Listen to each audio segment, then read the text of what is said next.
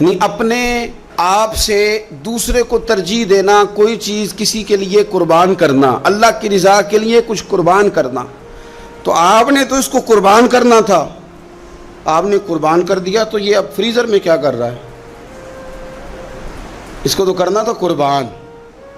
کہتے ہیں نا فلانے نے میرے لیے قربانی دے دی۔ میں عرف عام کی بات کر رہا ہوں، سیٹ پہ بیٹھے تھے 2-4 لوگ، بس میں چڑھ گئے، اب ایک بندہ اٹھ گیا، اس نے جگہ دے دی، اس کو کیا کہیں گے؟ اس نے میرے لیے، یہی ہے نا قربانی۔ وَيُؤْثِرُونَ عَلَىٰ أَنفُسِهِمْ وَلَوْ كَانَ بِهِمْ خَصَاصَةٌ، وہ دوسروں کو ترجیح دیتے ہیں اگرچہ انہیں شدید ضرورت بھی ہو۔ اثار کا تو یہی معنی ہے قربانی کا۔ تو قربانی کا مطلب تو یہ تھا کہ دے دی اللہ کی رضا کے لیے۔ گھر میں رکھنا جائز ہے، فریزر میں رکھنا، مجھ سے کوئی دوستوں نے مسئلہ پوچھا کہ محرم شریف میں قربانی کا گوشت کھا سکتے ہیں؟ میں نے کہا سفر میں بھی کھا سکتے ہیں، ربیع الاول میں بھی کھائیں آپ، کس نے منع کیا؟ ربیع ثانی تک کھائیں، پر یہ بتا دیں کہ کیا کسی نے کہا تھا کہ بعد میں گوشت ملے گا نہیں، دنیا میں ختم ہو جائے گا؟ اتنا لمبا چلانے کی ضرورت کیا تھی؟ اس کا تو معنی تھا قربانی کرنا، تو یہ تو دے دینا چاہیے تھا، اور دینا بھی تحفہ بنا کے نہیں چاہیے تھا کہ ایک پلیٹ کے اندر میں نے گوشت بھیجا، یار میں تیرے گھر بھیج رہا ہوں گائے کا، سنا ہے تو نے اونٹ کیا ہے، تو ادھر گائے کا چلا گیا، ادھر سے اونٹ کا آ گیا، ادھر سے بکرے کا چلا گیا، ادھر سے کٹے کا آ گیا۔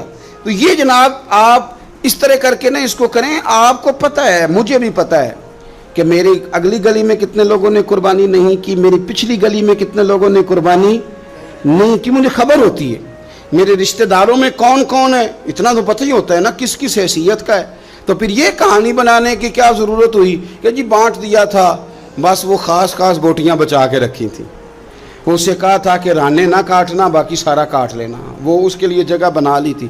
پوچھ لیں الیکٹریشین سے آپ کہ قربانی کے دنوں میں صرف بکروں والوں کے پاس ہی رش نہیں ہوتا، فریج والوں کے پاس بھی رش ہوتا ہے، فریزر والوں کے پاس بھی رش ہوتا ہے۔ نہ کریں ایسا، جب اثار کر دیا، دے دیا، غرباء کو تلاش کریں، مل جائیں گے، اور ان کو آپ زیادہ دینے کی کوشش کریں تاکہ کچھ دنوں کے لیے وہ استعمال کر سکے، کچھ دنوں کے لیے۔ میں نے یہ دیکھا ہے کہ جو لوگ بیچارے تھوڑے سے بھی خوددار ہوتے ہیں وہ بچتے ہیں کہیں شاپ پر لے کے جانے میں، اور جو لوگ روٹین میں دے رہے ہوں کسی سال انہیں مس کرنا پڑ جائے تو وہ پریشان ہوتے ہیں۔ ایسے لوگوں تک پہنچنا اور اس انداز میں پہنچنا کہ ہم یہ تحفہ پیش کرنا چاہتے ہیں، یہ بڑی خیر کی بات ہے۔ تھوڑی توجہ کریں اور ان لوگوں کو تلاش کریں۔ اب یہ حالات جو کچھ سالوں سے بنے ہیں، یہ حالات تشویشناک ہیں۔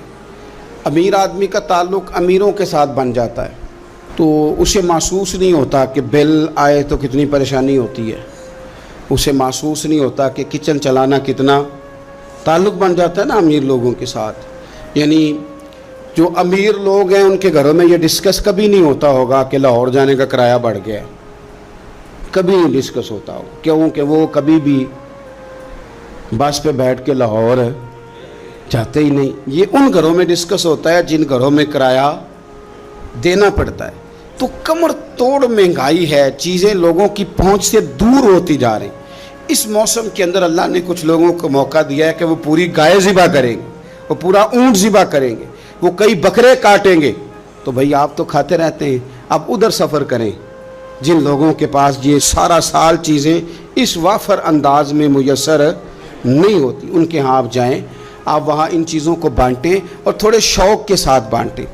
جب آپ بانٹتے وقت چہرے پہ سلوٹ لے آتے ہیں نا، آپ لوگ ابھی آ گئے، ابھی تو گوشت بنایا بھی نہیں، آپ کو دیں گے، مل جائے گا، آپ کی جو چہرے کی سلوٹیں ہیں، لفظوں کا ترش ہونا ہے، وہ کئی دفعہ وہ مزہ خراب کر دیتا ہے۔ مزے کو خراب نہ کریں، آپ چلے جائیں۔ کوئی ضروری نہیں ہے کہ آپ لوگوں کی گردنیں جھکا کے خوش ہوں، یہ کوئی کام نہیں ہے کہ کوئی آپ کے سامنے جھولی پھیلائے تو آپ کہیں میں بہت بڑا آدمی ہوں، یہ کوئی کمال ہے؟ یہ آپ کس چکر میں پڑ گئے؟ یہ اللہ کی مخلوق ہے، ہمارے دینے سے کیا لوگ روز روٹی کھاتے ہیں، میرا رب ہی عطا کرتا ہے تو مخلوق پیٹ بھر کے کھاتی ہے۔ تو اگر آج اللہ نے ہمیں ذریعہ بنا دیا ہے تو ہمیں پھر یہ رویہ اختیار، قربانی ہے کیا؟ صحابہ نے پوچھ لیا ما ھذہ الاضحیہ، حضور قربانی کیا ہے بتائیے۔ تو اب قربانی کا ایک سادہ مفہوم ہے کہ مخصوص جانور مخصوص وقت میں اللہ کے قرب کی نیت سے ذبح کرنا قربانی ہے، اور اس میں बता दिया गया कि गाय भैंस और भेड़ बकरी और ऊँट और उसमें सारी अक़साम शामिल हैं, नर भी, मादा भी, खसी भी, गैर खसी भी, सारा कुछ शामिल है। ये भी एक जुमला था, बता दिया जाता। पूछा या रसूलल्लाह कुर्बानी क्या है? पता है हुजूर ने फ़लसफ़ा क्या बयान किया? फरमाया सुन्नती अबीकुम इब्राहीम, ये तुम्हारे बाप जनाब इब्राहीम का तरीका है। कुर्बानी जनाब इब्राहीम का ये हुजूर ने बयान किया। तो सहाबा ने अर्ज़ की हुजूर तरीका है हज़रत इब्राहीम का, तो हमें क्या मिलेगा? फरमाया हर बाल के बदले अल्लाह नेकी अता फरमाएगा, जानवर के बदले नहीं, जानवर के हर।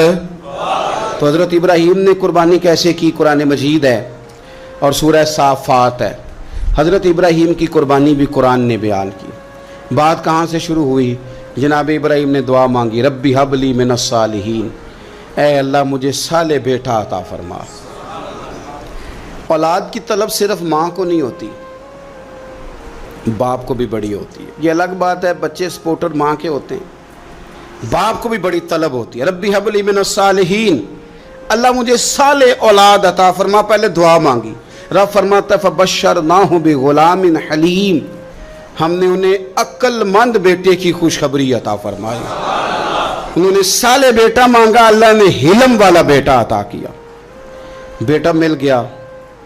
फलम्मा बलगा माहु साया, फिर जब बेटा उनके साथ काम करने के काबिल हो गया, बंदा रात को थका मांदा घर आए ना, तो बेटा थोड़ा सा बड़ा हो जाए तो उसको चारपाई पे लेटा दे के अब्बा बड़ा राज़ी होता है। चले ज़्यादा शायरों ने शान अम्मा की लिखी हैं, इसमें शक कोई नहीं, उन्होंने नहीं अब्बा की तरफ तवज्जो दी, उनकी मर्ज़ी है। तो ज़्यादा बातें अम्मा के हक़ में हुई, पर बाप और बेटे का प्यार, बेटे और बाप का प्यार, अगर ये आयतें कुरान पाक की कभी समझ में आ जाएं तो शायद इश्क की सारी दास्तानें ख़त्म हो जाएं। बेटा भी अपने बाप से बड़ा ही प्यार करता है, बाप भी अपने बेटे से बड़ा। ये दुआ हज़रत इब्राहीम ने मांगी, या अल्लाह साले बेटा दे। अल्लाह ने फिर कहा कि मैंने खुशखबरी दी हिल्म वाले बेटे की। फलम्मा बलगा माहु साया, फिर बेटा जब साथ चलने के काबिल हो गया, काला या बुनैया इन्नी अरा फिल मनाम, कहा ए बेटे मैंने ख्वाब देखी है। क्या? अन्नी अज़बाहु का, मैं तुझे ज़िबा कर रहा हूँ। फंजुर माज़ा तरा, बेटे तेरी राय क्या है? मैंने ख्वाब देख ली, मैं ज़िबा कर रहा हूँ, तो अपनी राय बता। राय इसलिए नहीं पूछी कि अगर वो कहेंगे ना ज़िबा करो तो नहीं करेंगे, राय इसलिए पूछी है कि लोगों को पता चले कि जिस पुत्र की तरबियत हज़रत हाजरा ने की है और जिसकी रगों में हज़रत इब्राहीम खलील का खून है और जिसकी पेशानी में नूरे मुहम्मदी चमकता है सल्लल्लाहु ताला अलैहि वसल्लम, उनके ख्यालात क्या हैं पता चले। और ये पूछा भी इसलिए ताकि लोगों को समझ आ जाए कि अगर हज़रत इब्राहीम ज़िबा करने को तैयार थे तो जनाब इस्माइल ज़िबा होने को तैयार। लोगों की समझ में बात आ जाए। फंजुर माज़ा तरा, तेरी क्या राय है? कुर्बान जाएं। ये भी अंदाज़ है बेटे का बाप के साथ। ये नहीं कहा कि अब्बा जी ज़िबा कर दें आप, ये नहीं कहा। खाला या अबतिफ अलमा तो उमर, कहा है अब्बा जी आप करें वो जिसका आपको हुक्म दिया जा रहा है। रब जो कहता है ना आप वो मेरे साथ कर दें। अगर अल्लाह कहता है ज़िबा करें तो ज़िबा कर दें, अगर वो फरमाता है इसके टुकड़े टुकड़े करें तो टुकड़े टुकड़े कर दें। जो रब कहता है वो करें। मुझे आप इंशाअल्लाह सब्र करने वालों में से पाएंगे। करें, मैं तैयार हूँ, करें। बेटा है। सालों के बाद जनाब इब्राहीम ने देखा है, अब वो इस उम्र को पहुंचा है कि वो काम करने के काबिल हुआ, साथ चलने के काबिल हुआ, हुक्म आ गया। देखो एक मुश्किल वो होती है कि तबलीग करनी है, काफिरों को रास्ते में मुश्किल आ गई। एक मुश्किल वो थी कि काफिरों से लड़ाई करनी थी तो रास्ते में मुश्किल है। यहाँ तो कुछ भी नहीं, बैठे बिठाए रब ने कह दिया करो बेटा ज़िबा। समझ आती है कि यारी तेरी सोना है पर अज़मैशां भी तेरियां अग। ये सोना परखिया जामदा ही पहलों नाल लगा दे लग। वो अपने प्यारों को ना बैठे बिठाए भी इम्तिहान ले लेता है।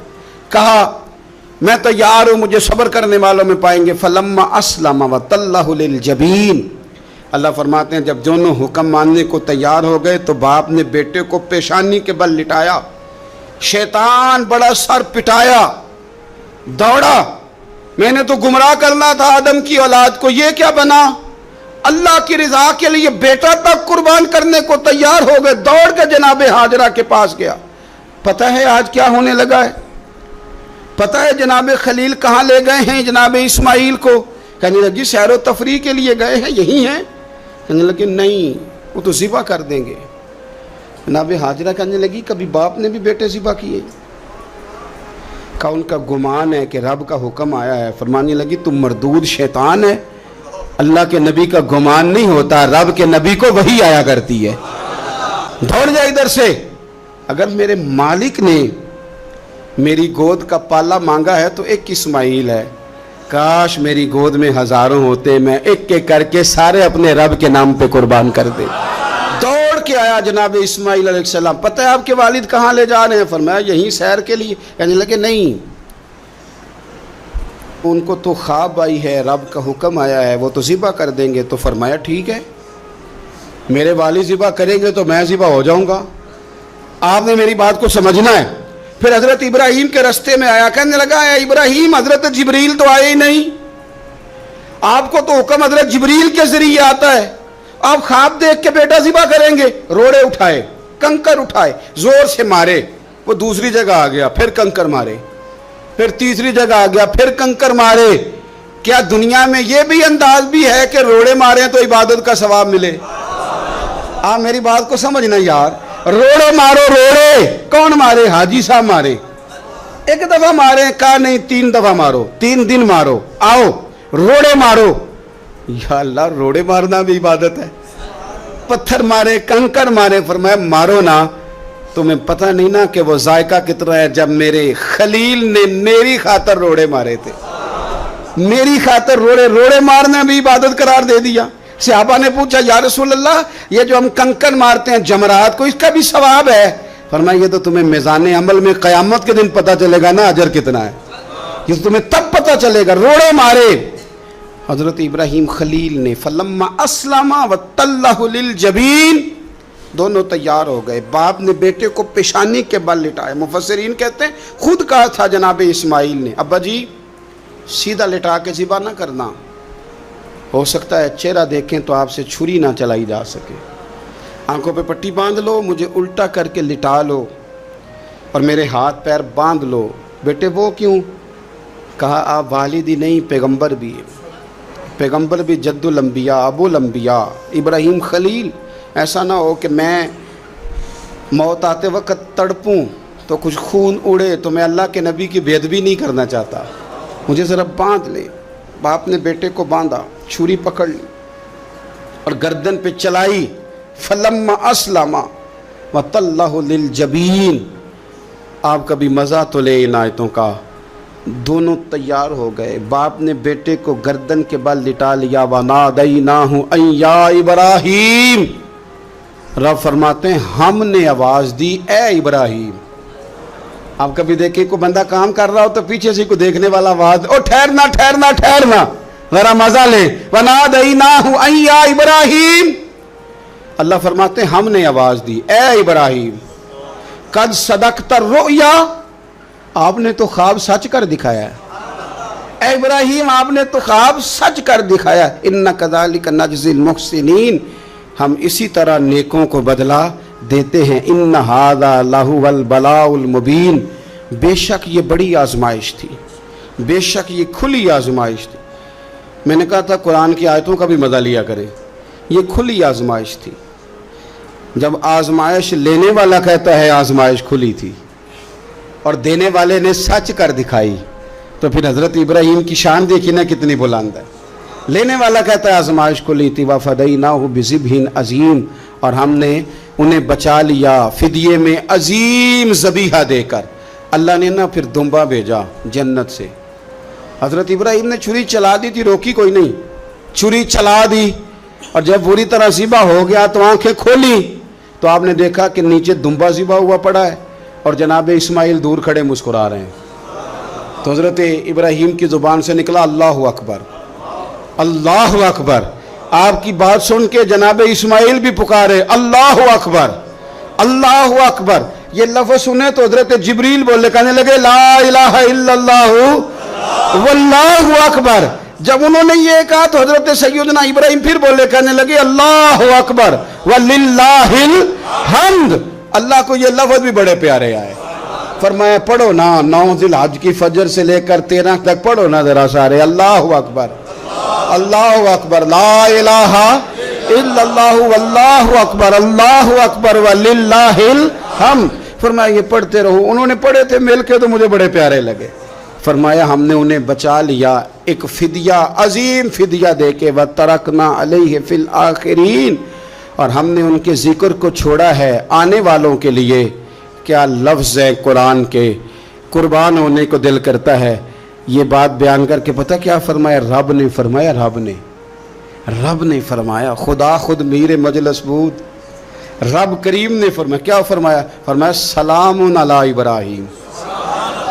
قربان جائیں سلام علی ابراہیم. کیا بات کہاں ختم ہو رہی ہے کہاں پہنچ رہی. کیا انداز سلام علی ابراہیم فرمایا سلام ہو ابراہیم پر سلام ہو ابراہیم پر سلام ہو. حضور فرمانے لگے غلاموں یاد رکھنا قربانی حضرت ابراہیم کا طریقہ ہے. یہ وہ طریقہ کبھی بیٹے بھی کسی نے ذبح کیے ہیں لے آئے میدانوں میں بیٹے ذبح کرنے لے آئے. میرے نبی پاک سید عالم صلی اللہ علیہ وسلم نا شوق کرتے قربانی کا. بڑی پیاری چیز کوئی ہو نا تو بندہ کہتا ہے بڑی پیاری بڑی لاڈلی. کہتا بیٹے یہ چیز ہے تیری طرح سنبھال لینا. بڑی قیمتی چیز ہو تو بندہ بیٹے بیٹیوں کہتا ہے آؤ نا تمہیں دکھاؤں. رسول پاک علیہ السلام فرمانے لگے اپنی لاڈلی بیٹی سیدہ فاطمہ الزہرا کو حضرت زہرا پاک رضی اللہ تعالیٰ عنہ سے کہا فاطمہ ادھر آؤ اپنی قربانی کے پاس آ کے کھڑی ہو جاؤ میں تمہارا جانور ذبح کرنے لگا. اس کے پاس آ کے کھڑی ہو جاؤ میں ذبح کرنے لگا ہوں. پاس آ جاؤ. ہمارے ہاں نا کاکروچ دیکھ کے چیخ مارنا فیشن ہے. چھپکلی دیکھ کے ڈر جانا فیشن ہے. جوان آدمی کو چوہے سے ڈر آتا ہے. تو میں نے کہا میاں تو جہاد کیسے کرے گا. اوہو بکرا ذبح ہو رہا ہے پیچھے ہٹ جاؤ. کیوں جی کہتے ہیں میں پڑھا لکھا جو ہوں میرے وہ پیسے جو ہیں. کیا بات کرتے ہیں آپ. دنیا میں سب سے نازک اور لطیف جسم میرے رسول پاک کا ہے اور حضور اپنے دست مبارک سے جانور ذبح کرتے تھے. سب سے زیادہ نرم دل اللہ نے حضور کو دیا ہے لیکن حضور نے 63 اونٹ حج کے موقع پر اپنے دست مبارک سے ذبح فرمائے. یہ کیا بات ہوئی کس طرف چل گئی قوم. ایک آدمی کو نبی پاک صلی اللہ علیہ وسلم نے دیکھا تو اس نے ایک پیر بکری کی گردن پہ رکھا ہے اور اپنے ہاتھوں کے ساتھ نا چھری تیز کر رہا ہے. حکمت سے بھرا جملہ میرے نبی پاک کا. حضور فرمانے لگے تم اسے 2 موتیں دینا چاہتے ہو. ترغیب و ترہیب میں حدیث میں 2 موتیں دینا چاہتے ہو. کیوں نہیں تم نے پہلے ہی اس کو تیز کر لیا. 2 دفعہ مارنے کا کیا مطلب.